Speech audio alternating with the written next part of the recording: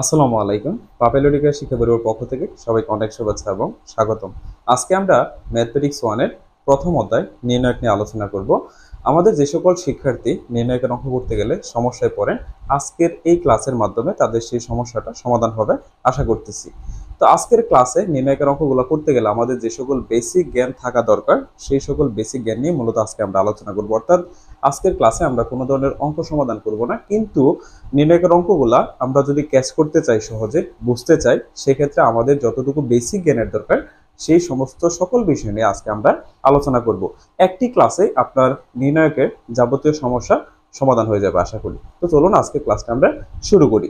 আর আপনি যদি পাভেলোডিকারের যে কোনো অনলাইন প্রোগ্রামে যুক্ত হতে চান, তাহলে অবশ্যই আমাদের ওয়েবসাইট কিংবা আমাদের যে মোবাইল অ্যাপসটা আছে সেটা আপনার ফোনে ইনস্টল করে সেখান থেকে আমাদের কোর্সটাতে এনরোল করতে পারেন, অথবা আমাদের যে হটলাইন নাম্বারটা আছে সেই নাম্বারে আপনি সরাসরি যোগাযোগ করতে পারেন যে কোনো প্রয়োজনে। তো চলুন আমরা আজকের ক্লাসটি শুরু করি। আমরা আজকের ক্লাসটা সাজিয়েছি এভাবে যাতে একজন শিক্ষার্থী যদি সম্পূর্ণরূপে মনোযোগ দিয়ে এই ক্লাসটি করে, তাহলে নির্ণায়কের যাবতীয় বিষয় তার ক্লিয়ার হয়ে যাবে। আমরা আজকের ক্লাসে যে সকল বিষয় নিয়ে আলোচনা করব তার একটু অংশ আমরা দেখে নিই। প্রথমত আমরা নির্ণায়কের সংজ্ঞাটা শিখব এবং নির্ণায়কের বেশ কিছু প্যারামিটার আছে যেগুলো সম্পর্কে আমরা আলোচনা করব। তার পরবর্তীতে আমরা আলোচনা করব দ্বিতীয় এবং তৃতীয় পর্যায়ে নির্ণায়ক। তারপরে আমরা আলোচনা করব নির্ণায়কের যে বিস্তৃতিটা আছে, খুবই ইম্পর্টেন্ট একটা টপিক। আপনি নির্ণায়কের অঙ্ক করতে গেলে এটা আপনার লাগবেই, সো এটা আমরা পরে আলোচনা করব। দেন আমরা আবার আলোচনা করব হচ্ছে অনুরাশি। এটা আমাদের অতি সংক্ষিপ্ত প্রশ্নে প্রায়ই আসে যে অনুরাশি কি, সহগুণক কি, সো এটা আমরা আলোচনা করব। তার পরবর্তীতে আমরা আলোচনা করব নির্ণায়কের ধর্ম। This is very much important. কেন বলতেছি, আমরা নির্ণায়কের অঙ্কগুলো যখন করতে যাব তখন কিন্তু আমাদের এখান থেকে যে ধর্মগুলো আমরা শিখব সেই ধর্মগুলো কিন্তু বারবার দেখা যায় অঙ্কের মধ্যে অ্যাপ্লাই হয়। তাই এই ধর্ম সম্পর্কে আমার একটা ভালো জ্ঞান থাকা দরকার, ঠিক আছে? তো এই ধর্মগুলো নিয়ে আমরা আলোচনা করবো। নির্ণায়কের যতগুলো ধর্ম আছে সবগুলো ধর্ম নিয়ে আজকের ক্লাসে কিন্তু আমাদের আলোচনা হবে। আচ্ছা, এখানে আমরা প্রায় 10টার মতো ধর্ম লিখছি। এই ধর্মগুলো আশা করি একজন শিক্ষার্থী যদি মনোযোগ সহকারে বুঝে, তাহলে তার নির্ণায়কের অঙ্কগুলো করতে আর কোনো প্রকার ঝামেলা হবে না। এই হচ্ছে আমাদের আজকের টোটাল আলোচ্য বিষয়টা।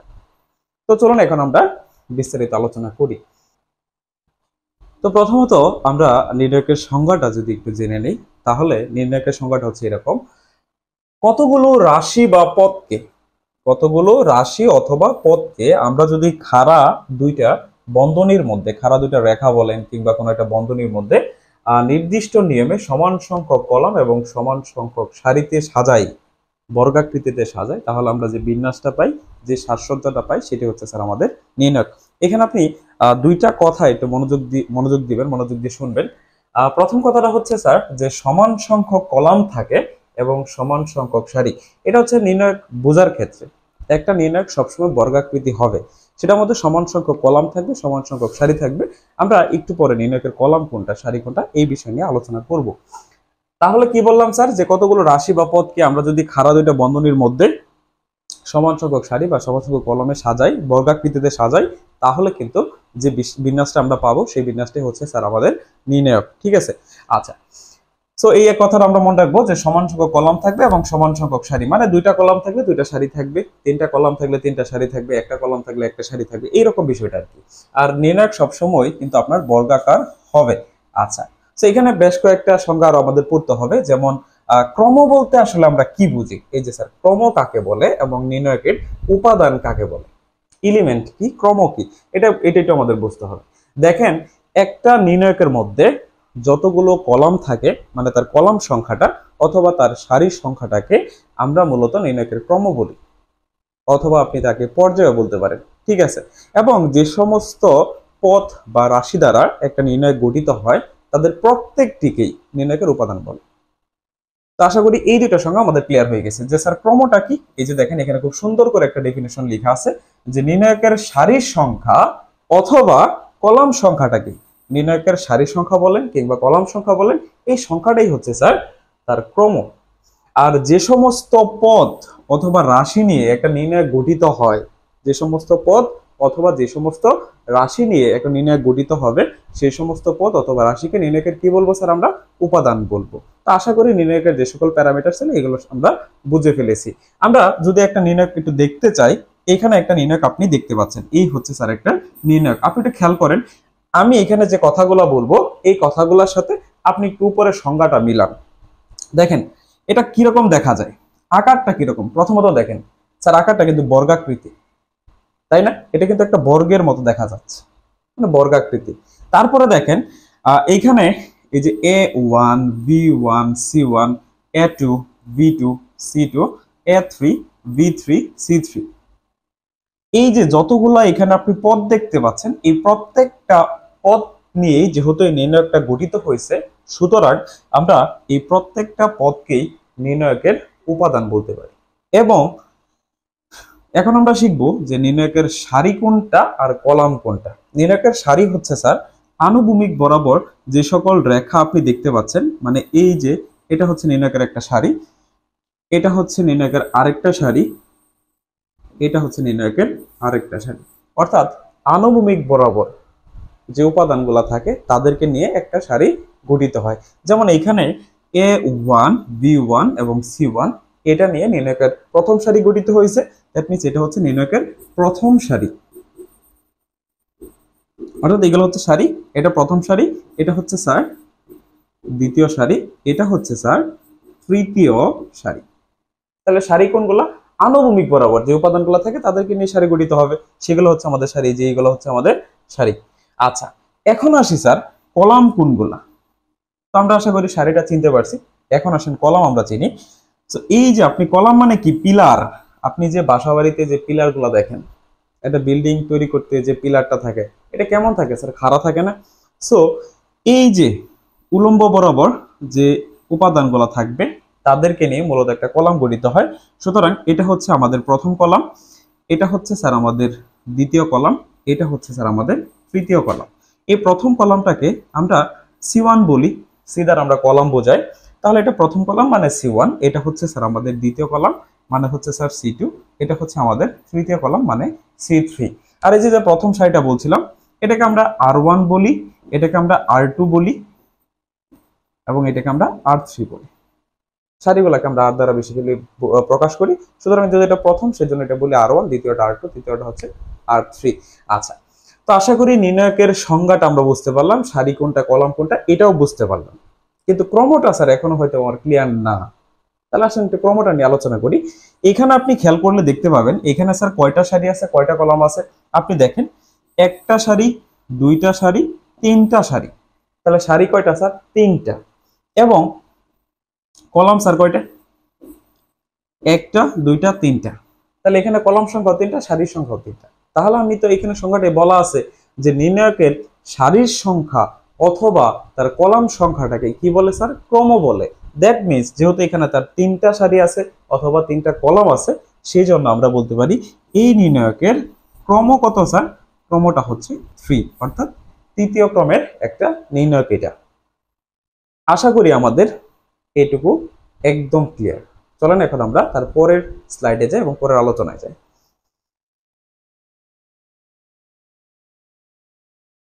আচ্ছা, এখন আমরা শিখব দ্বিতীয় পর্যায় নির্ণায়ক এবং তৃতীয় পর্যায়ের নির্ণায়ক। দ্বিতীয় পর্যায় নির্ণায়ক মানে কি? দ্বিতীয় পর্যায় বা দ্বিতীয় ক্রম একই বিষয়। দ্বিতীয় পর্যায় মানে হচ্ছে স্যার তার মধ্যে দুইটা সারি থাকবে। আপনি একটু খেয়াল করলে দেখতে পাবেন এখানে সারি কয়টা আছে স্যার? এই যে দেখেন একটা সারি। তো আমরা এখানে দেখতেই পাচ্ছি যেহেতু আমাদের এখানে সারি স্যার আছে দুইটা এবং কলাম সিমিলারলি কয়টা আছে স্যার? দুইটা আছে। এই যে একটা কলাম, এই যে একটা কলাম। যেহেতু এখানে দুইটা সারি এবং দুইটা কলাম আছে, সেজন্য এটা হচ্ছে স্যার দ্বিতীয় পর্যায় নির্ণায়ক। আর এখানে তো এটা আমরা একটু আগে আলোচনা করলাম, যেহেতু এখানে তিনটা সারি এবং তিনটা কলাম আছে, সেই জন্য স্যার এটা হচ্ছে তৃতীয় পর্যায়ের একটা নির্ণায়ক। তাহলে স্যার প্রথম পর্যায়ে নির্ণায়ক কোনটা? প্রথম পর্যায়ে নির্ণায়ক হবে স্যার এরকম, জাস্ট এরকম। এখানে একটা কলাম থাকবে, একটা সারি থাকবে এবং উপাদানও কয়টা থাকবে? একটা থাকবে। কথা ক্লিয়ার? তো এটা হচ্ছে আমাদের প্রথম পর্যায়ের নির্ণায়ক, এটা হচ্ছে স্যার দ্বিতীয় পর্যায়ের, এটা হচ্ছে তৃতীয় পর্যায়ের। এখন আমরা প্রথমত শিখে নেব নির্ণায়কের চিহ্নগুলো। তো নির্ণায়কের প্রত্যেকটা উপাদানের তার অবস্থান অনুযায়ী কিন্তু আলাদা আলাদা চিহ্ন বহন করে। সেই চিহ্নগুলা আমরা খুব সহজে কিভাবে মনে রাখতে পারি সেই বিষয়টা এখন আমরা আলোচনা করব। যেমন আপনাকে যদি চিহ্নটা বুঝতে চান ভালো করে, তাহলে এখানে দুইটা বিষয় বুঝতে হবে। নির্ণায়কের কর্ণ কোনটা? আপনি যদি স্যার একটা বর্গ অঙ্কন করেন, একটা বর্গের কর্ণ কোনটা থাকে আপনি একটু চিন্তা করেন। এই যে একটা কর্ণ, এই যে একটা কর্ণ, এটা তো আপনারা সকলে জানেন। একটা বর্গ অঙ্কন করলাম, তাহলে স্যার এই দুটো হচ্ছে তার কর্ণ। আপনি সিমিলারলি একটা নির্ণায়কটাও কিন্তু বর্গাকৃতি থাকে, তাহলে এই উপাদানগুলা কি স্যার তাদের মানে এইটা একটা কর্ণ চিন্তা করা যায় না এবং এটা কি আরেকটা কর্ণ চিন্তা করা যায় না বলেন তো? তাহলে আমরা বলতে পারি এটা হচ্ছে একটা কর্ণ, সিমিলারলি এটা হচ্ছে আরেকটা কর্ণ। বাট এই দুইটা এই দুইটা কর্ণের আলাদা আলাদা কিন্তু একটু নাম আছে। যেমন এই কর্ণটাকে আমরা বলি প্রধান কর্ণ বা মুখ্য কর্ণ বলি, এবং এটাকে আমরা বলি স্যার গৌণ কর্ণ। অর্থাৎ এটা হচ্ছে প্রধান কর্ণ এবং হচ্ছে এটা হচ্ছে আমাদের স্যার গৌণ কর্ণ।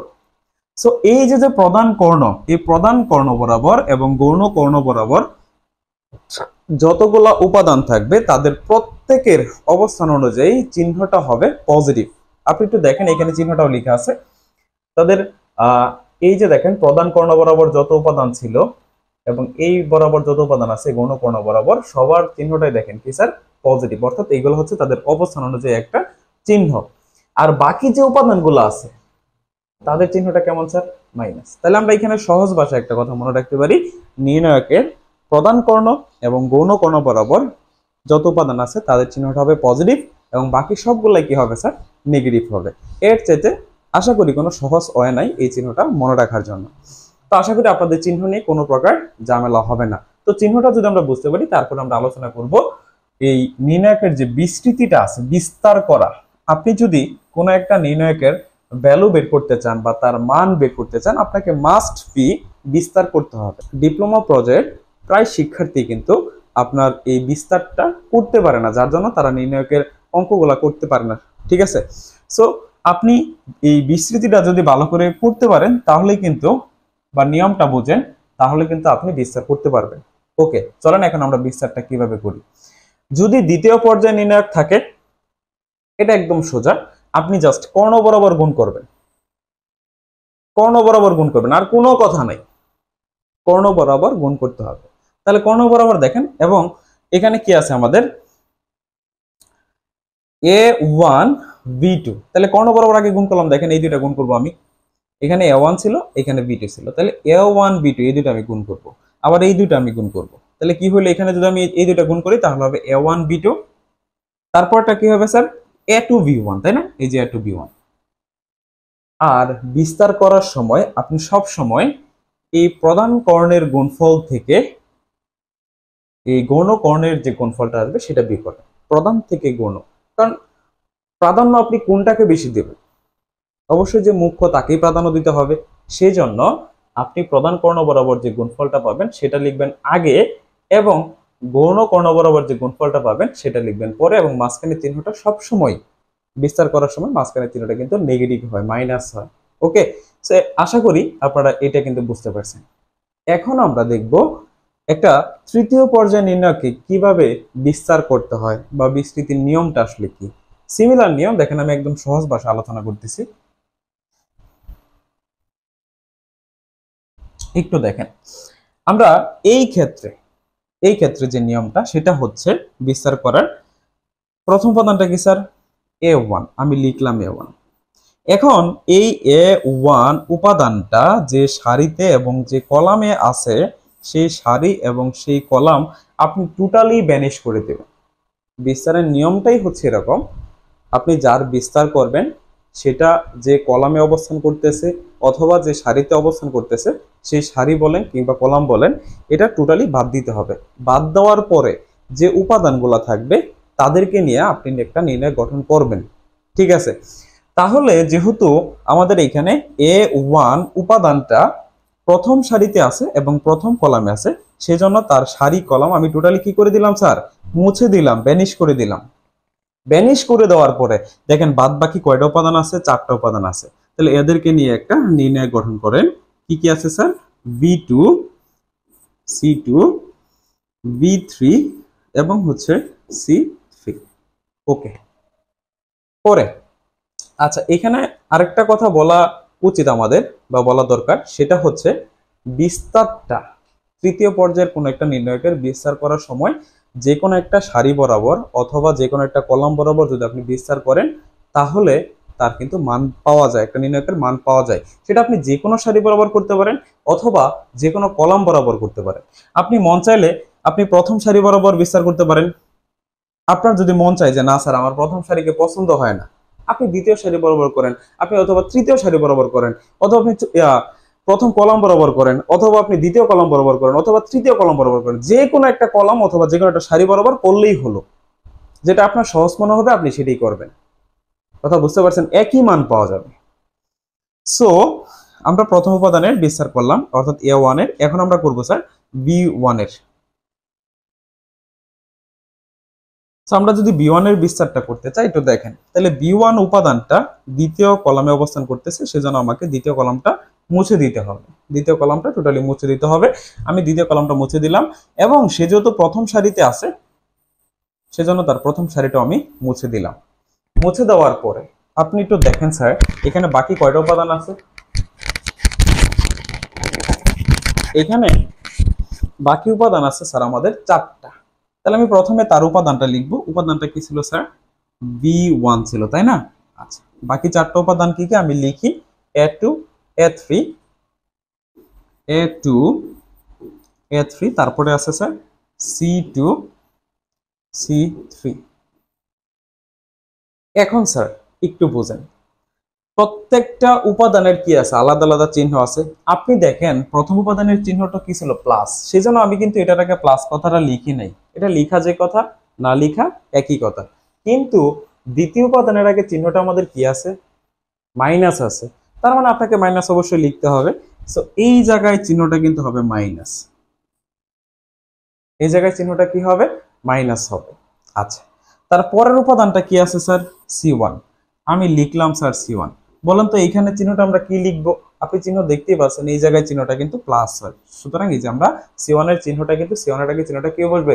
তার অবস্থানের চিহ্ন। সো এখানে প্লাস চিহ্ন আছে সেজন্য আমরা প্লাস লিখবো। এটার আগে মাইনাস ছিল সেজন্য মাইনাস লিখছি।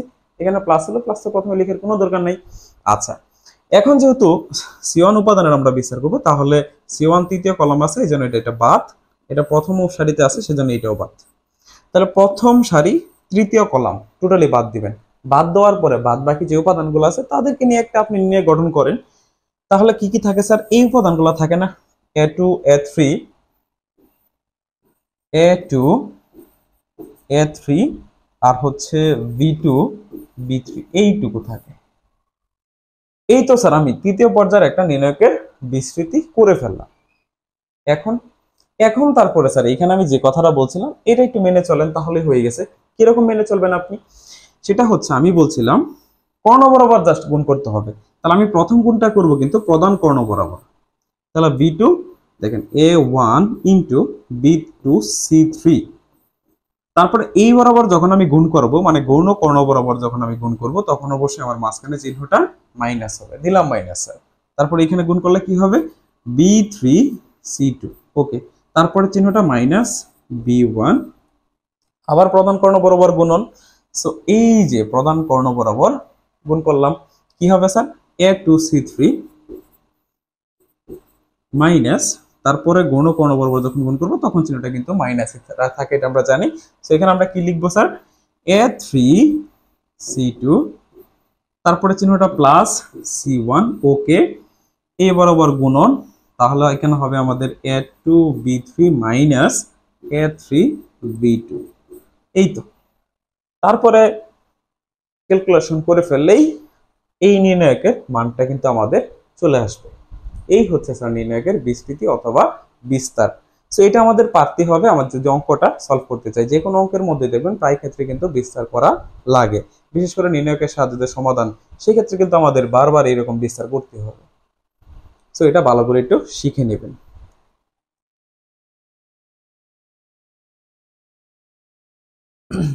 এখন আমরা দুইটা টার্ম শিখবো। একটা হচ্ছে নির্ণায়কের অনুরাশি, আরেকটা হচ্ছে নির্ণায়কের সহগুণক। সো অনুরাশি সহগুণক একই সাথে মাথায় রাখা যায়, সেটা এখন আমি আপনাদেরকে বলবো। যেমন স্যার অনুরাশি বলতে আমরা কি বুঝি? অনুরাশি বলতে স্যার আমরা আসলে কি বুঝি সেটা একটু বোঝার চেষ্টা করি। এখানে সংজ্ঞাটা খুব সুন্দর করে লিখে আছে, দেখেন।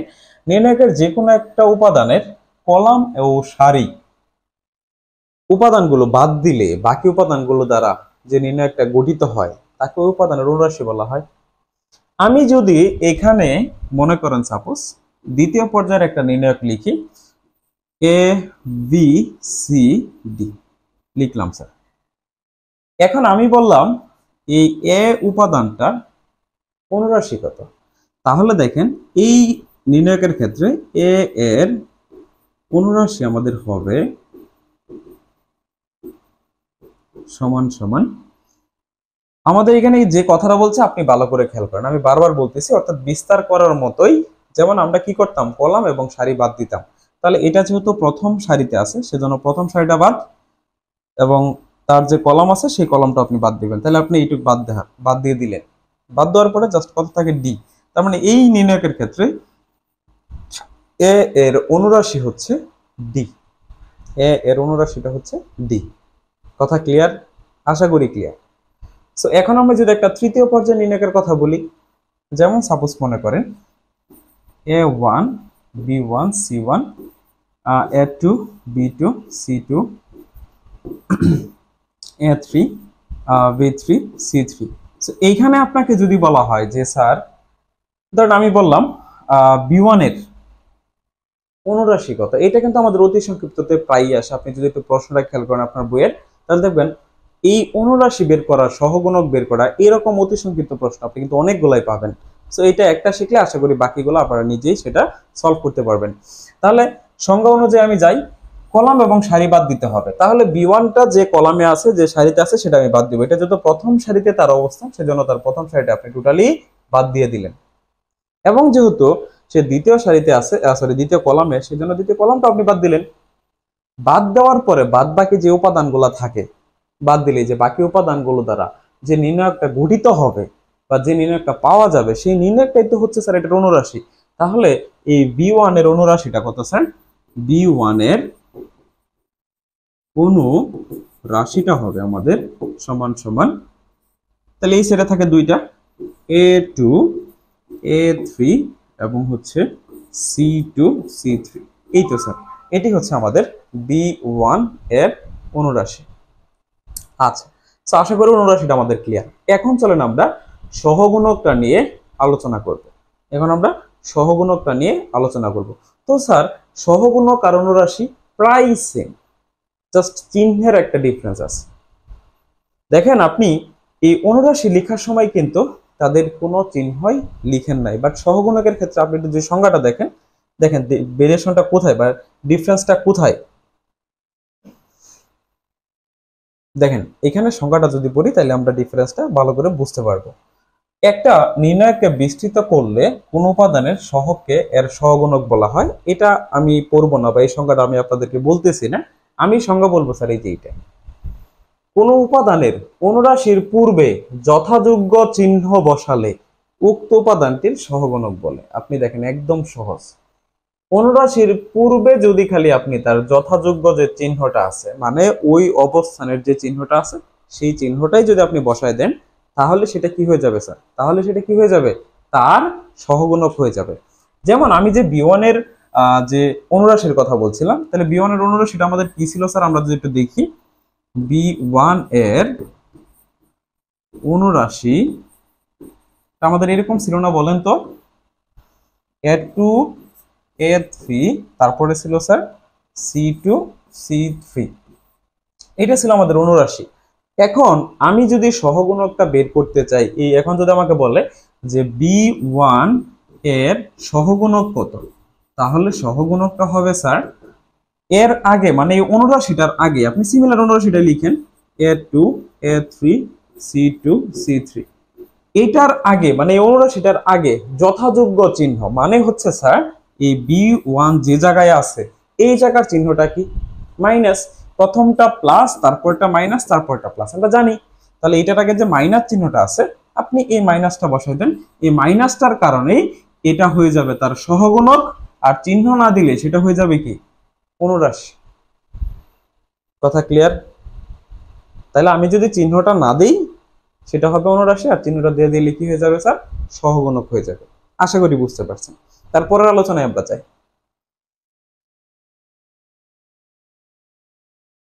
এখন আমরা যে মোস্ট ইম্পর্টেন্ট কথাটা বলছিলাম, যে নির্ণায়কের ধর্ম অঙ্ক করার ক্ষেত্রে এই ধর্মগুলো আমাদের জানা প্রয়োজন। কারণ ধর্ম না জানলে তো আমি অঙ্ক সলভ করতে পারবো না, অঙ্ক বুঝতে পারবো না, ক্যাচ করতে পারবো না যে কোথায় আমি কোন নির্ণায়কের ধর্মটা অ্যাপ্লাই করেছি। সেটা বোঝার জন্যই আমাদের নির্ণায়কের ধর্মগুলা ভালোভাবে আয়ত্ত করতে হবে অথবা বুঝতে হবে। সো চলুন এখন আমরা নির্ণায়কের ধর্মগুলা জেনে নেই। যেমন দেখেন প্রথম কথাগুলা কি বলছে, আমরা একটা একটা ধর্ম পড়বো আর এটা আমরা বুঝবো ভালো করে। কোনো নির্ণায়কের পাশাপাশি যে কোনো দুইটা সারি বা আমরা যদি কলামের স্থান পরিবর্তন করি বা স্থান বিনিময় করি, সেই ক্ষেত্রে নির্ণায়কের মানের কোনো পরিবর্তন হয় না, কিন্তু চিহ্নের একটা পরিবর্তন ঘটে। কথা বুঝতে পারছেন? আমি একটা এক্সাম্পল দিই স্যার। মনে করেন আমি এখানে একটা তৃতীয় পর্যায়ে যদি নির্ণায়ক চিন্তা করি, A1 B1 C1 A2 B2 C2 A3 B3 C3।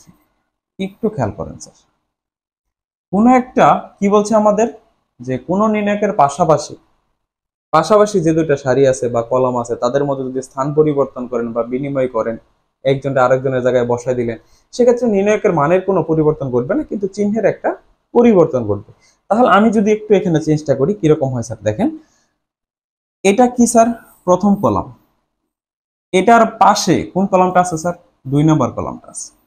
আমি যদি এই দুইটা কলামকে স্থান পরিবর্তন করি, মানে মনে করেন এটাকে এই জায়গা থেকে উঠিয়ে আমি এই জায়গায় বসাই দেই এবং এটাকে যদি এখান থেকে আমি এখানে বসাই দিই, তাহলে এই নির্ণায়কের মানের কিন্তু কোনো পরিবর্তন ঘটবে না। সাপোজ মনে করেন আপনি এই নির্ণায়কটার বিস্তৃতি করলে সাপোজ আপনি আনসারটা পাইতেন হচ্ছে, আমি ধরে নিই আর কি, ধরতেছি যে আপনি 20 এরকম একটা আনসার পাইতেন। এবার সংখ্যা দেওয়া আছে, প্রত্যেকটা A1 B1 না দিয়ে একটা সংখ্যা দেওয়া আছে এবং সেটার আনসার আপনি 20 পাচ্ছেন। এখন আপনি যখন স্থান পরিবর্তন করে দিবেন, যদি স্থান পরিবর্তন করে দেন তাহলে দেখেন কি করতো, তাহলে আনসারটা হতো এরকম, মানে এটাকে যদি এই জায়গায় নিয়ে আসেন B1 B2 B3 এবং A1 A2 A3 C1 এবং এটা সেমই থাকবে, এটার কোনো চেঞ্জ করার দরকার নেই। যে কোনো দুইটা বলছি কিন্তু স্যার, তিনটা বলেনি। তাহলে দেখেন আমি এখানে কি করলাম স্যার, স্থানের একটা বিনিময় করলাম। তাহলে স্থান বিনিময় করার পরে কি বলছে স্যার, মানের কোনো চেঞ্জ হয় নাই, তাহলে মান তো সেমই থাকবে তাই না, মান সেম, আগে 20 ছিল এখনো 20 আছে। কিন্তু কি বলছে স্যার, চিহ্নের পরিবর্তন ঘটে, মানে আগে তো 20টা ছিল প্লাসের 20, তাহলে এখন হবে কি স্যার মাইনাসের 20। তো ধর্মটা আশা করি বুঝতে পারছেন। পাশাপাশি দুইটা সারি অথবা কলামের আমরা যদি স্থান বিনিময় করি, সেই ক্ষেত্রে তার মানের কিন্তু কোনো চেঞ্জ হয় নাই। আপনারা দেখতে পাচ্ছেন যে আগেও 20 ছিল, এরপরেও 20 আসছে, বাট চিহ্নের একটা পরিবর্তন করছে। আগেরটা ছিল প্লাসের, এখনটা কি হয়ে গেছে, মাইনাস হয়ে গেছে। কথা এইটাই। তো আশা করি প্রথম ধর্মটা আমাদের ক্লিয়ার। আমরা 2 নম্বর ধর্ম একটু দেখি। দেখেন এখানে কি বলছে, কোন নির্ণায়কের সারিগুলোকে কলামে এবং কলামগুলোকে যদি আমরা সারিতে পরিবর্তন করি, তাহলে নির্ণায়কের মানের কোনো পরিবর্তন হবে না। স্যার ভালো করে বুঝেন,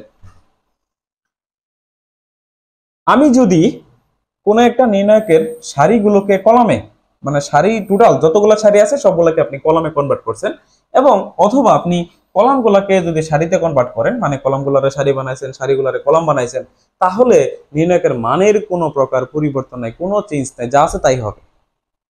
কথা বুঝতে পারছেন? এটা এক্সাম্পল দিই স্যার। এরকম আছে A1 B1 A2 A3 B1 B2 B3 C1 C2 C3। এই যে যে নির্ণায়কটা আছে স্যার, এই নির্ণায়কের মধ্যে এটা জানি আমরা স্যার প্রথম সারি, এটা জানি স্যার আমরা দ্বিতীয় সারি, এটা জানি আমরা তৃতীয় সারি, অর্থাৎ এটা হচ্ছে স্যার আমাদের R1, এটা হচ্ছে স্যার আমাদের R2 এবং এটা হচ্ছে স্যার আমাদের R3। এখন যদি আমরা এখানে এই কাজটা করি, প্রথম সারিটাকে মানে R1টাকে আমরা যদি প্রথম কলামে কনভার্ট করি, R2টাকে আর যদি স্যার আমরা দ্বিতীয় কলামে রূপান্তর করি এবং R3কে আমরা যদি 3 নম্বর কলামে রূপান্তর করি, তাহলে এই নির্ণায়কের মানের কিন্তু কোনো প্রকার পরিবর্তন ঘটবে না। অর্থাৎ তাহলে আমরা সহজ একটা কথা বলতে পারি, নির্ণায়কের সারিগুলাকে কলামে এবং কলামগুলাকে সারিতে রূপান্তর করা যায়, এতে নির্ণায়কের মানের কোনো পরিবর্তন ঘটে না। দেখেন তাহলে পরিবর্তন করলে কেমন হবে, পরিবর্তন করলে তাহলে এটা ছিল স্যার আমাদের কি বলেন তো প্রথম সারি। তাহলে এই সারিটা আমরা কিভাবে লিখবো, কলাম আকারে লিখবো, কারণ আমাদের এইভাবে লিখতে হবে A1, তারপরে এই নিচে লিখবো আমরা B1, মানে যেহেতু কলাম বানাচ্ছি আর কি, তারপর লিখবো আমি C1। সিমিলারলি এটাকে আমি কিভাবে লিখবো sir, A2, B2, C2, A3, B3, C3। অর্থাৎ আপনি এই নির্ণায়কের যে ভ্যালুটা পাবেন, এটার যে ভ্যালুটা আসবে, সাপোজ মনে করেন আমাদের এটার ভ্যালু আসতো ডি, তাহলে এই যে যে সারিগুলোকে কলামে রূপান্তর করছেন, তারপরও আপনার এইটার ভ্যালুটা সেম আগেরটাই আসবে, অর্থাৎ ডি আসলে এটারও ডি আসবে। আপনি বিস্তার করে দেখতে পাবেন, যে কোনো নির্ণায়ক লিখে আপনি বিস্তার করে দেখেন, কোনো চেঞ্জ হবে না মানুষ। তো আশা করি আমরা এটা বুঝতে পারছি। চলেন এখন আমরা পরবর্তী আলোচনায় যাই। তার পরবর্তীতে আমরা যদি নির্ণায়কের 3 নাম্বার এবং 4 নাম্বার যে ধর্মটা আছে, এই দুইটা ধর্ম প্রায় সিমিলার, অর্থাৎ একই কথা এখানে বলা হয়েছে, সেই জন্য আমরা এই দুইটা ধর্মকে একই স্লাইডে লিখে রাখছি। যেমন হচ্ছে কোন নির্ণায়কের যে কোনো দুইটা সারি বা কলাম যদি একই হয়ে যায় বা অভিন্ন হয়, সেক্ষেত্রে সেই নির্ণায়কের মানটা শূন্য হয়। তার বিস্তার যদি করেন তাহলে আলটিমেট ভ্যালু তার 0 পাবেন। এবং আর তারপরের যে ধর্মটা কথা বলছে সেটা যদি আমরা দেখি, যে কোনো নির্ণায়কের যে কোনো দুইটা সারি বা কলামের অনুরূপ উপাদানগুলো পরস্পর যদি সমানুপাতিক হয়, তাহলেও নির্ণায়কটির মান শূন্য হয়। আমি এই 4 নাম্বার ধর্মটাকে একটু অন্য ভাষায় আপনাদের সামনে উপস্থাপন করব। তো প্রথম ধর্মটা আমি একটু বুঝে নেই, আমরা একটু বুঝে নেই।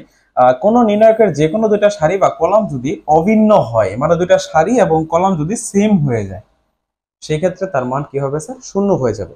আমি যদি একটু এক্সাম্পল দিই, সাপোজ মনে করেন একটা নির্ণায়ক এরকম লিখলাম A B C, A B C, তারপরে হচ্ছে A1, B1, C1। এই যে আপনারা যে এখানে নির্ণায়কটা দেখতে পাচ্ছেন, আপনি একটু দেখেন এইখানে এই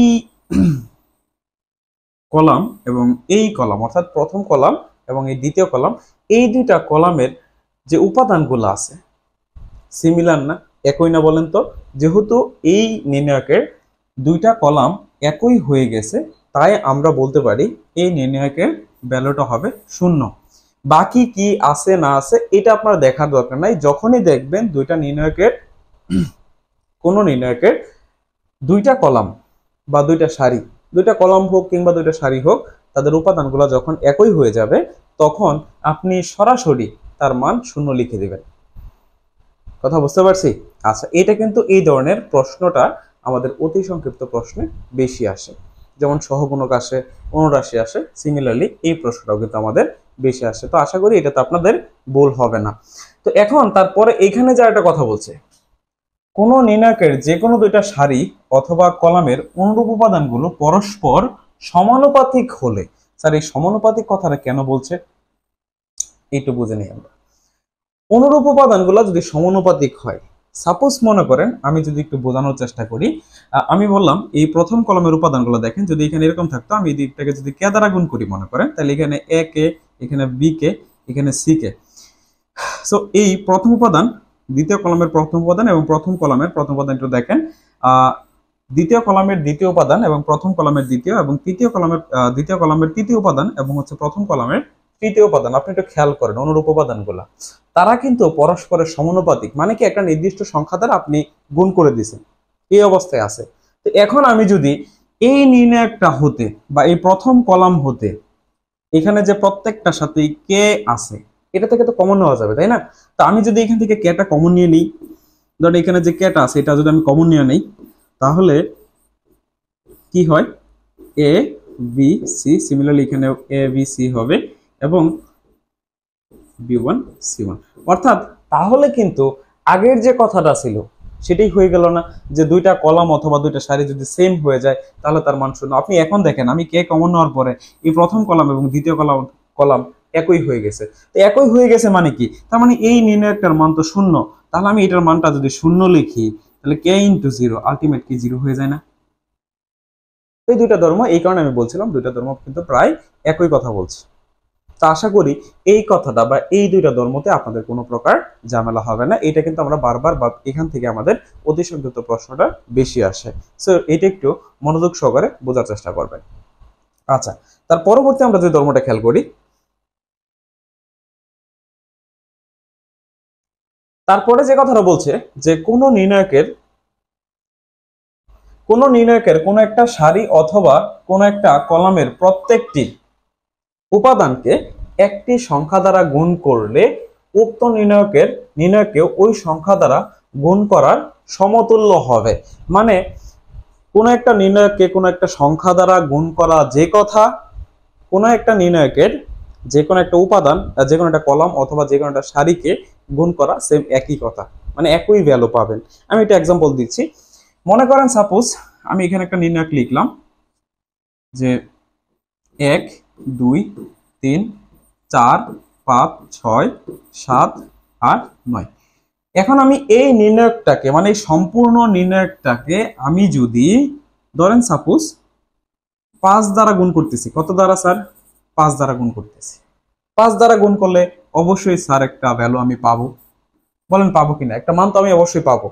আচ্ছা, তার পরবর্তীতে আমি যদি এই কাজটাই মানে অপর একটা কাজ যদি এরকম করি, এই 5 দ্বারা যে কোনো একটা সারি অথবা যে কোনো একটা কলামকে যদি আমি গুণ করি, সাপোজ মনে করেন 5 দ্বারা প্রথম যে সারিটা আছে এটাকে গুণ করে দিলাম, তাহলে 5 দ্বারা প্রথমটাকে গুণ করলে কত হবে? 5 ওকে 5, 5 দুগুণে 10 এবং 3 5 15। তারপরে যা আছে তাই 5 4 5 6 7 8 9। আপনি এই নির্ণায়কের যে ভ্যালুটা পাবেন, এই নির্ণায়কটার বিস্তার করলেও সিমিলার একই ভ্যালু, অর্থাৎ এই ভ্যালুটা আর এই ভ্যালুটা একই হবে, কোনো পরিবর্তন হবে না। তো এই কথাটা আমি একটু যদি অন্যভাবে বলি, কিরকম হয় যে কোনো একটা নির্ণয়কে কোনো একটা সংখ্যা দ্বারা গুণ করা যে কথা, তার যে কোনো একটা কলামের উপাদানগুলোকে অথবা যে কোনো একটা সারির উপাদানগুলোকে গুণ করা একই কথা। অর্থাৎ এই ক্ষেত্রে আপনি যে ভ্যালুটা পাবেন এই ক্ষেত্রে সিমিলারলি একই ভ্যালু পাবেন। এখানে আরেকটা কথা একটু বুঝে রাখেন আপনারা, সেটা হচ্ছে কোনো একটা নির্ণায়ক হতে আমরা যে কমন নেওয়া কথাটা বলি, এই কমন নেওয়া কথাটা আসলে কি? কমন নেওয়া মানে হচ্ছে আপনি কোনো একটা নির্ণায়ক থেকে একটা সংখ্যা কমন নিতে পারবেন, সেটা যে কোনো একটা সারি হতে হোক অথবা যে কোনো একটা কলাম হতে হোক। ঠিক আছে, সাপোজ মনে করেন দেখেন এই প্রথম সারি হতে 5 কমন নেওয়া যায় না? দেখেন 5 কমন নেওয়া যায় না? যেমন আপনি এটা দেখেন, এখান থেকে কিন্তু 5 কমন নেওয়া যাচ্ছে। তো আপনি এখান থেকে যদি 5টা কমন নেন তাহলে কি হবে? 1 2 3 4 5 6 7 8 9। অর্থাৎ দেখেন কমন নিলে কিন্তু আগের নির্ণয়টাই গঠন হয়ে যাচ্ছে। তাহলে আশা করি আপনারা কিন্তু এটা বুঝতে পারছেন। চলুন এখন আমরা পরের ধর্ম নিয়ে আলোচনা করি।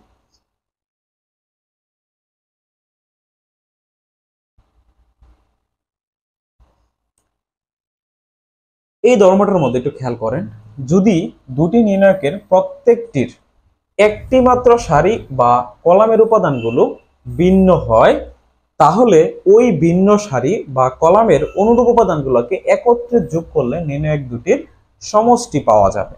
সাপোজ মনে করেন এখানে দুইটা নির্ণয়ক আছে এরকম a1 v1 c1, a2 b2 c2, a3 b3 c3, এবং এখানে আরেকটা নির্ণয়ক আছে এরকম,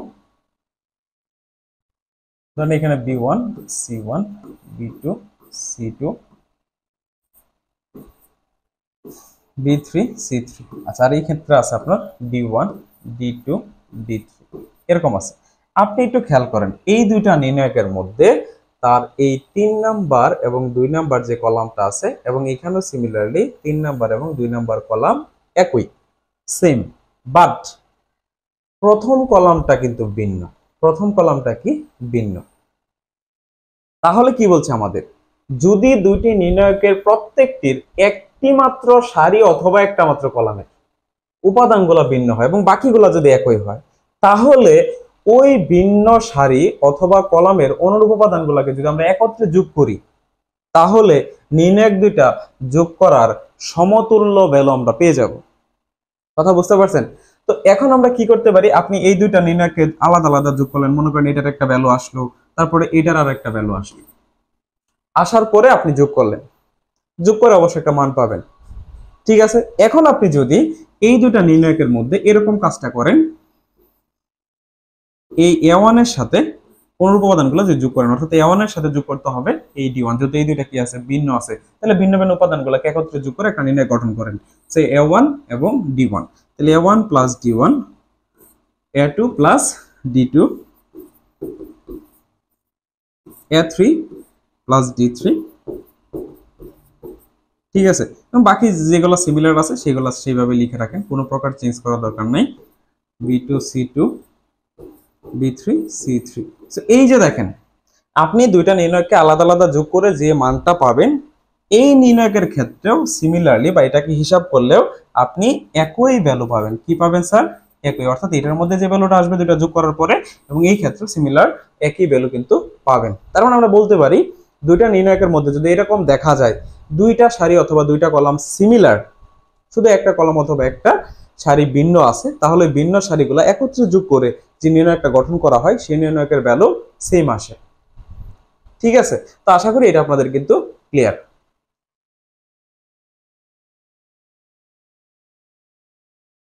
তারপরের ধর্মটা আমরা একটু দেখি স্যার। দেখেন, যদি একটা নির্ণয়কের যে কোনো সারি বা কলামের প্রত্যেকটি উপাদানকে দুটি পদ নিয়ে গঠিত হয়, তাহলে নির্ণায়কটিকে অপর দুটি নির্ণায়কের সমষ্টি রূপে প্রকাশ করা যায়। মানে আমরা 6 নাম্বার যে ধর্মটা পড়ছিলাম ঠিক তার বিপরীত কথাটাই এখানে বলছে। সাপোজ মনে করেন কোনো একটা নির্ণায়কের মধ্যে একটা কলাম অথবা একটা সারি দুইটা উপাদান দ্বারা গঠিত। যেমন হচ্ছে মনে করেন A1 প্লাস D1, যে আগের যে কথাটা বলছিলাম, A2 plus D2, A3 plus D3, এবং এই উপাদানটা হচ্ছে B1 B2 B3 C1 C2 C3। এখন দেখেন, তাহলে এই যে দেখেন তার যে প্রথম কলামটা আছে, এই প্রথম কলামটা কিন্তু দুইটা পদ দ্বারা গঠিত। তো এখন আমি চাইলে এই নির্ণয়কটাকেই দুইটা নির্ণয়কের যোগফল আকারে লিখতে পারবো। তার মানে এখানে এরকম লেখা যায় A1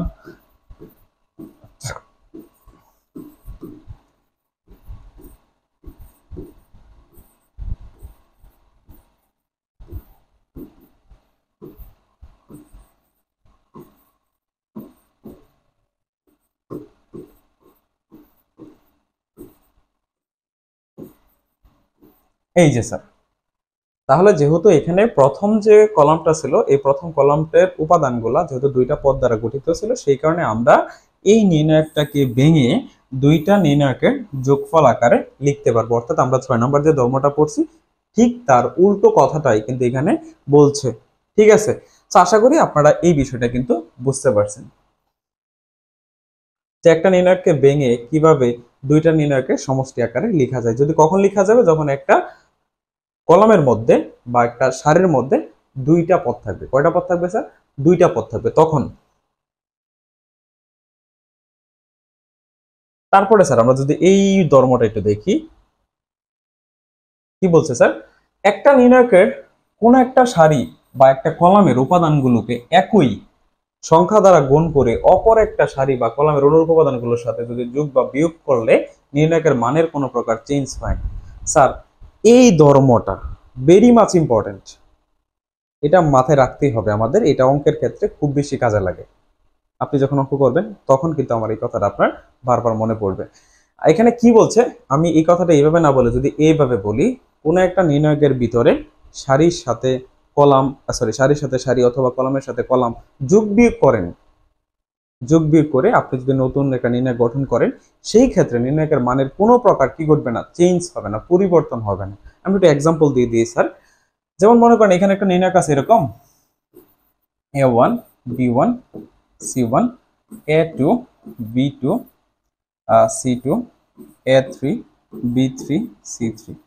এই যে একটা নির্ণায়ক আছে, তো এইখানে নির্ণায়কের মধ্যে আপনি একটু চিন্তা করেন স্যার, এটা প্রথম কলাম, এটা দ্বিতীয় কলাম, এটা হচ্ছে তৃতীয় কলাম, এটা আমরা সকলেই জানি। তো এখন আমি যদি এখানে একটা কাজ করি স্যার, এই যে C1 থেকে C2 যদি আমি বিয়োগ করি, C1 থেকে আমি যদি কি করি স্যার, C2, এটা যেহেতু C1 আছে মানে প্রথম কলাম, এবং এটা হচ্ছে যেহেতু স্যার দ্বিতীয় কলাম, তাহলে এই C1 থেকে C2 যদি বিয়োগ করে নতুন একটা কলাম যদি গঠন করি, আমি নতুন একটা যদি কলাম গঠন করি, সাপোজ মনে করেন এটাকে আমি যদি এভাবে রিঅ্যারেঞ্জ করে লিখি,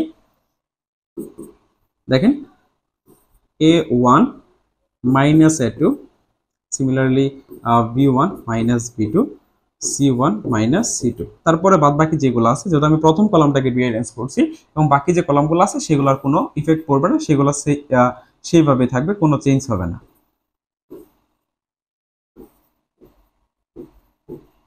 দেখেন, তো এই যে আমি এই নির্ণায়কের মধ্যে কি কাজটা করছি বলেন তো স্যার? আমার এখানে যে প্রথম কলামটা ছিল সেই কলামটাকে আমি রিঅ্যারেঞ্জ করছি, একটু নতুন ভাবে চিন্তা করছি এখানে। সেই চিন্তাটা কি, আমি প্রথম কলাম থেকে দ্বিতীয় কলাম বিয়োগ করছি, বিয়োগ করে প্রথম কলামটাকে সাজিয়ে লিখছি। দেখেন, এটা থেকে এটা বিয়োগ করছি, এটা থেকে এটা বিয়োগ করছি, এটা থেকে এটা বিয়োগ করছি, বিয়োগ করে আমি কিন্তু নতুন একটা কলাম গঠন করছি। তারপরেও এই নির্ণায়কের মানের কিন্তু কোনো চেঞ্জ হবে না। আপনি এই নির্ণায়কের যে ভ্যালুটা পাবেন, মানে এইটুকু হিসাব করলে যে মানটা পাবেন, এটা হিসাব করলেও সেম একই ভ্যালু আপনি পাবেন, কোনো পরিবর্তন হবে না। এখানে যদি আমরা এখানে কি বিয়োগ করছি স্যার, কলাম থেকে কলামে, মানে কলামের অনুরূপ উপাদানগুলোকে কলামের অনুরূপ উপাদানের সাথে বিয়োগ করে কিন্তু লিখতে হবে স্যার। যেমন A1 থেকে A2 বিয়োগ করতে হবে। এখন আপনি যদি A1 থেকে B2 বিয়োগ করেন তাহলে কিন্তু হবে না স্যার। অনুরূপ উপাদানগুলো এখানে কিন্তু লেখা আছে স্যার, যে অনুরূপ উপাদানগুলোর সাথে যোগ অথবা বিয়োগ, আপনি এখানে যোগ করেন বা বিয়োগ করেন কোনো চেঞ্জ হবে না। যোগ বিয়োগ করে নতুন একটা কলাম অথবা একটা সারি গঠন করেন, সেক্ষেত্রে নির্ণায়কের মানের কোনো প্রকার চেঞ্জ বা পরিবর্তন হবে না। ঠিক আছে, এখন আপনি এখানে একটা কলাম সাজিয়েছেন, এখন আপনি যদি এই কলামে একই কাজ করতেন তাও কিন্তু কোনো প্রকার সমস্যা হবে না। এটা কিন্তু আমাদের মাথায় রাখতে হবে। সেক্ষেত্রে আপনি সারির সাথে সারি যোগ করেন কিংবা কলামের সাথে কলাম যোগ বিয়োগ করেন, এই ক্ষেত্রে নির্ণায়কের মানের কোনো পরিবর্তন হবে না। কিন্তু মাথায় রাখতে হবে আমাদের অনুরূপ উপাদানগুলোকে যোগ বা বিয়োগ করতে হবে। অনুরূপ উপাদান, অনুরূপ কোনটা? প্রথমের সাথে প্রথম, দ্বিতীয় সাথে দ্বিতীয়, তৃতীয় সাথে তৃতীয়। আমি এখানে আরেকটা কথা মাথায় রাখতে হবে স্যার, আপনি C1 থেকে C2 বিয়োগ করবেন অথবা C3 থেকে C2 থেকে C3 বিয়োগ করবেন, এইভাবে করতে হবে আমাদেরকে। ওকে, আচ্ছা, এখন চলেন স্যার আমরা তার পরের ধর্মটা দেখি। 9 নম্বর ধর্মের মধ্যে কি বলছে, যে কোন একটা নির্ণায়কের কোন একটা সারি অথবা কলামের সকল উপাদান যদি শূন্য হয়ে যায়, সকল উপাদান যদি কি হয়ে যায়, শূন্য হয়ে যায়, তবে ওই নির্ণায়কের মানটা শূন্য আসে। তো আমরা শূন্য হওয়ার কয়টা শর্ত দেখলাম স্যার? 3টা শর্ত। প্রথম শর্ত হচ্ছে দুইটা সারি বা দুইটা কলাম যদি সিমিলার হয়ে যায়, একই হয়ে যায়, তাহলে তার ভ্যালুটা শূন্য আসে। এবং আরেকটা আমাদের ধর্ম দেখেছিলাম যে যদি কোনো একটা নির্ণায়কের দুটি কলামের অনুরূপ উপাদানগুলা একটা অপরটার গুণিতক হয় তাহলেও তার মানটা কিন্তু শূন্য আসে। এবং আরেকটা শর্ত দেখলাম যে কোনো একটা নির্ণায়কের যদি কোনো একটা সারি অথবা কোনো একটা কলামের প্রত্যেকটা উপাদানে যদি শূন্য হয়ে যায়, সেই ক্ষেত্রে কিন্তু তার ভ্যালুটা শূন্য আসে। যেরকম মনে করেন সাপোজ কোনো একটা নির্ণায়ক লিখছেন আপনি এরকম, মনে করেন প্রথম সারিটা তার সবগুলো উপাদানই শূন্য, ঠিক আছে, পর উপাদানগুলো আছে A B C D E F। তো এই যে একটা নির্ণায়ক আমি এখানে গঠন করলাম স্যার, আপনি দেখেন প্রথম যে তার সারিটা আছে এই সবগুলো উপাদানই কি শূন্য না? যদি সবগুলো শূন্য হয়ে যায় তাহলে আর কোনো কিছু চিন্তা করার দরকার নেই, আপনি সরাসরি তার মানটা শূন্য লিখে দিবেন। অথবা স্যার যদি এই শূন্যটা প্রথম সারিতে না থেকে যদি প্রথম কলাম বরাবর থাকতো,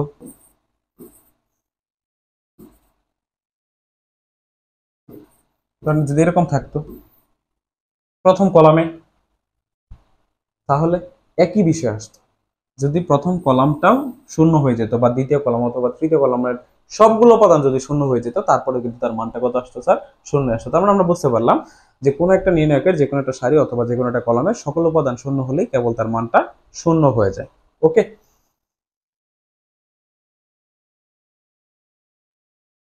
লাস্ট ধর্মটা আমরা একটু আচ্ছা, এইটা হচ্ছে আমাদের লাস্ট ধর্মটা। কি বলছে, কোন নির্ণায়কের যে কোনো সারির উপাদানগুলোকে তাদের নিজ নিজ সহগুণক দ্বারা গুণ করলে, গুণফলগুলোকে একত্রে যোগ করলে নির্ণায়কের মান পাওয়া যায়। এটা স্যার বিস্তৃতি যে আমরা করছি বা বিস্তার যখন করি সেই কথাটা এখানে বলছে। ঠিক আছে, যেমন আমি একটু যদি বলি, এটার জন্য আমার সেই প্রথমে ফিরে যেতে হবে, সহগুণক বা বিস্তার যেখানে আমি করছিলাম সেটাতে একটু ফিরে যেতে হবে আমাদের। আমি যদি একটা তৃতীয় পর্যায়ে নির্ণায়ক এখানে লিখি A1 B1 C1 A2 B2 C2 A3 B3 C3।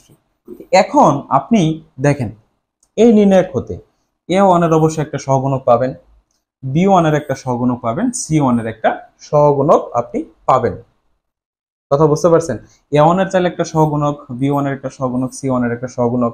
আপনি মনে করেন সাপোজ A1 এর, আমি একটু যদি দেখাই A1 এর সহগুণকটা কত হবে স্যার? A1 এর সহগুণকটা হবে যে এইটুকু, তাই না?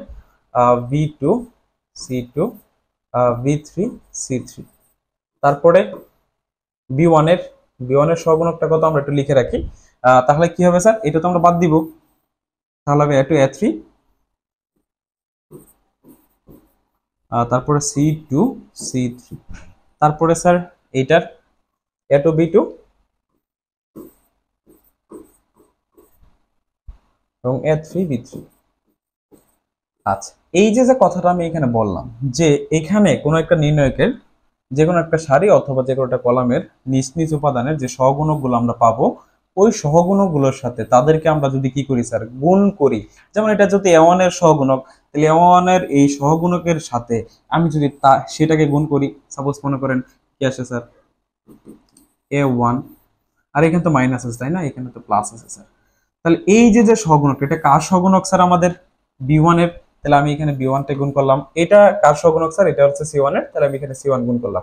তাহলে এখানে আমাদের যে উপাদানগুলো আছে স্যার, প্রত্যেকটা উপাদানগুলোর যে সহগুণগুলো আমরা পাইছি, তাদের সাথে ওই উপাদানগুলো যদি গুণ করে দিই, গুণ করে দেওয়ার পরে যে ভ্যালুটা আমরা পাবো এবং এই নির্ণায়কের যে ভ্যালুটা পাবো সিমিলার একই ভ্যালু হবে, এটার ভ্যালু এবং এইটুকুর ভ্যালু সিমিলার একই। মানে সহগুণগুলোর সাথে ওই উপাদানগুলো যদি গুণ করে দেই, তাহলে একইভাবে এই নির্ণায়কটা কিন্তু আবার পুনরায় গঠন করা যাবে, অথবা এইটুকুর ভ্যালু আর এইটুকুর ভ্যালু একই হবে। তো এই কথাটাই কিন্তু আমাদের এই ধর্মে বলা হয়েছে। তো এই যে আমরা নির্ণায়কের 10টা ধর্ম কিংবা নির্ণায়কের অনুরাশি সহগুণক এইগুলা নিয়ে যে আমরা আলোচনা করলাম, এই আলোচনাগুলো যদি একটা শিক্ষার্থী মনোযোগ সহকারে করে থাকে, আশা করি তার সবগুলাই বিষয় একদম ক্লিয়ার হয়ে গেছে। তো এখন সে যদি নির্ণায়কের অঙ্ক করতে যায়, তাহলে সে সহজেই নির্ণায়কের অঙ্কগুলোকে ধরতে পারবে এবং বুঝতে পারবে। তাই এই ক্লাসটা সবার জন্য খুবই জরুরি। তো আজকের এই ক্লাসটা আমাদের এই পর্যন্তই, এবং আপনারা যদি আমাদের সাথে আপনাদের এই ডিপ্লোমা জার্নিটা কমপ্লিট করতে চান, তাহলে অবশ্যই আপনি যুক্ত হতে পারবেন আমাদের পাপুলার কেয়ারের কেয়ার প্রোগ্রামে। আমাদের কেয়ার প্রোগ্রামটা মূলত হচ্ছে প্রথম সেমিস্টার থেকে সপ্তম সেমিস্টার পর্যন্ত A to Z একই সাথে, ঠিক আছে। অর্থাৎ আপনি কিন্তু আমাদের অ্যাপসের লাইফ টাইম একটা অ্যাক্সেস পেয়ে যাচ্ছেন। সেখানে আমরা আমাদের সুপার সাজেশন এবং লাইভ ক্লাস, এবং আপনি আমাদের এই ধরনের যে কোনো ভিডিও পেতে চাইলে অবশ্যই আমাদেরকে ফলো করতে পারেন আমাদের ইউটিউব চ্যানেল অথবা আমাদের ফেসবুক পেজে। তো এই ছিল আমাদের আজকের আলোচনা। সকলে ভালো থাকবেন, সুস্থ থাকবেন। আল্লাহ হাফেজ।